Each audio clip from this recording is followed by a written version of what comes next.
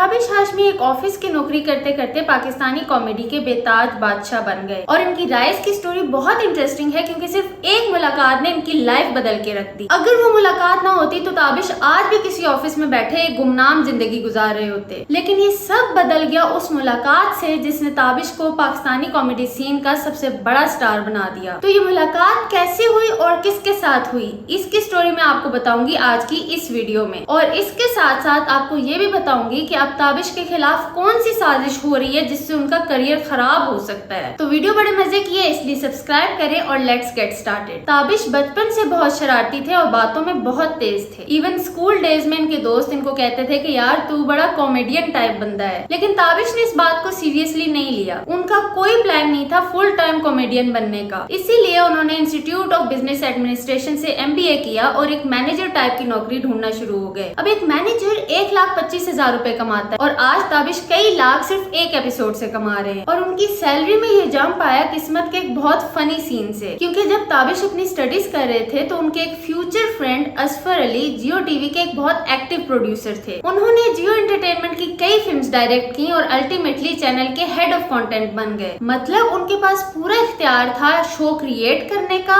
लिखने का और उसमें किसी को भी हायर करने का। वो म्यूजिक बैंड से लेके ट्रेडिशनल ड्रामा तक सब कुछ ओवरसी कर रहे थे, जबकि इधर ताबिश बस क्लासेस में जा रहे थे और अपने दोस्तों के साथ वेलियां मार रहे थे। और मजे की बात यह है कि इनकी वेलियां मारने की वजह से ही ताबिश की जिंदगी बदल गई। एक दिन वो फ्रेंड्स के साथ हैंग आउट कर रहे थे तो किसी ने मजाक मजाक में कह दिया कि यार तुझे तो कॉमेडियन होना चाहिए। अब ताबिश शुरू से ही फनी थे और बातों में किसी को आगे नहीं निकलने देते थे, लेकिन दोस्तों को रोस्ट करना स्टेज पर कॉमेडी करने से डिफरेंट होता है। फिर भी ये बात ताबिश के दिल में बैठ गई और उन्होंने आसपास कॉमेडी शोज देखना शुरू कर दिए। अब क्योंकि वो कराची में होते थे तो उनको कुछ ओपन माइक शोज मिल भी गए, क्योंकि उन दिनों कराची मुल्क की कॉमेडी का एक हब था। अब आज भी देखें, साद हारून से जुनैद अकरम तक सारे नामवर कॉमेडियंस कराची से ही हैं, क्योंकि इस शहर में इतना कुछ चल रहा था कि लोग अपनी हालत पे हंस ही सकते थे। तो स्टैंड अप कॉमेडी नाइट्स वहाँ के कैफे से लेकर घरों की बैक यार्ड्स में होती थी और ताबिश ने तकरीबन हर ओपन माइक में अपना नाम डाल दिया। अब क्योंकि उनको कोई नहीं जानता था तो उनकी ये रिक्वेस्ट काफी ओपन माइक्स ने इग्नोर कर दी। अब वही कैफेज लाखों रुपया दे ताबिश की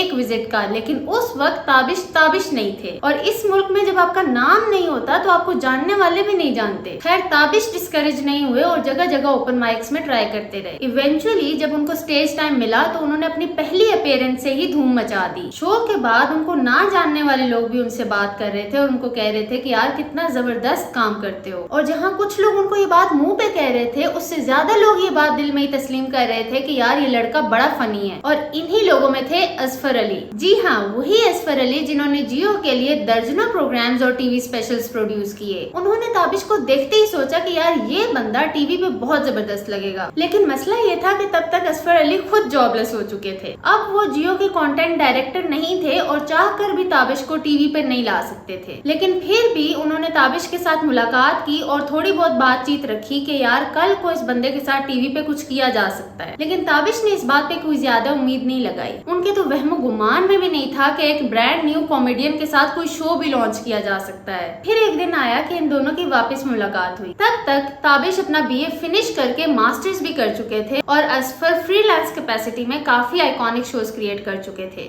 असफर ने एक फॉर्मूला पकड़ लिया था कि वो बड़े ब्रांड्स के पास जाते थे और उन्हें कहते थे कि यार हमें पैसे दो, हम आपके नाम के साथ कनेक्टेड शो बनाएंगे। फिर वो अपने टीवी इंडस्ट्री कनेक्शंस को यूज करके उस शो को किसी बड़े चैनल को बेच देते थे। इसी तरह उन्होंने लिप्टन लाइट ऑन है और कुरकुरे रमजान सीरीज प्रोड्यूस की और लाइट ऑन है में तो वो खुद होस्ट थे। और अब इस एक्सपीरियंस के साथ वो एक नया शो लॉन्च करने चले थे, किसी टीवी चैनल पर नहीं बल्कि एक ऐप पर। और वो शो था हंसना मना है, जो कि दराज टीवी ऐप पर लॉन्च किया गया। जी, ताबिश हाशमी का कॉमेडी डेब्यू दराज ऐप पर हुआ और क्योंकि वो न्यू कमर थे तो ये शो कोई एक्सपेंसिव नहीं था। जो सेलिब्रिटी भी दराज का ऐड करता था उसका इंटरव्यू करके हंसना मना की एपिसोड बन जाती थी। और जब ताबिश ये शो कर रहे थे तो वो साथ साथ और जॉब्स भी ढूंढ रहे थे, क्योंकि उनको यकीन नहीं था कि उनका सितारा कितना ऊंचा होगा। दराज पर कुछ एपिसोड्स करने के बाद असफर और ताबिश अपना कॉन्सेप्ट एक और ऐप के पास ले गए, नाशपाती प्राइम, जिसका बजट थोड़ा ज्यादा था। और वहाँ इन्होंने लॉन्च किया टू बी ऑनेस्ट, जिससे इनको इनको नेशनल लेवल पर रिकॉग्निशन मिली। ताबिश उन दिनों महीने का 2 लाख रुपया कमा रहे थे और असफर को भी प्रोडक्शन की मद में इतनी कंपनसेशन मिल रही थी। लेकिन तकरीबन 1 साल ये शो करने के बाद ताबिश ने नोटिस किया कि यार मेरी पुरानी एपिसोड से काफी पैसा कमाया जा रहा है और मुझे तो इसमें से कुछ नहीं मिल रहा। ताबिश ने प्रोड्यूसर से ये कंसर्न शेयर किया तो उन्होंने कोई खास तवज्जो नहीं दी और उन्हीं दिनों जियो टीवी ने ताबिश को अप्रोच किया एक ऐसी ऑफर से जो उनको 1 साल के अंदर करोड़पति बना सकती थी। ताबिश ने वो ऑफर एक्सेप्ट कर ली और इस तरह हंसना मना है एक बार फिर लॉन्च हुआ, लेकिन इस बार दराज ऐप पे नहीं बल्कि इस मुल्क के सबसे ज्यादा देखे जाने वाले चैनल पे। और यहाँ ये शो 4 साल चला और ताबिश सेलिब्रिटीज को इंटरव्यू करते करते खुद एक सेलिब्रिटी बन गए। अब वो पाकिस्तान गॉट टैलेंट पे एज जज भी आ रहे हैं बिसाइड्स अली जफर। और अली जफर पे मैं एक पूरी वीडियो बना रही हूँ एंड आई प्रॉमिस कि यू विल लव इट।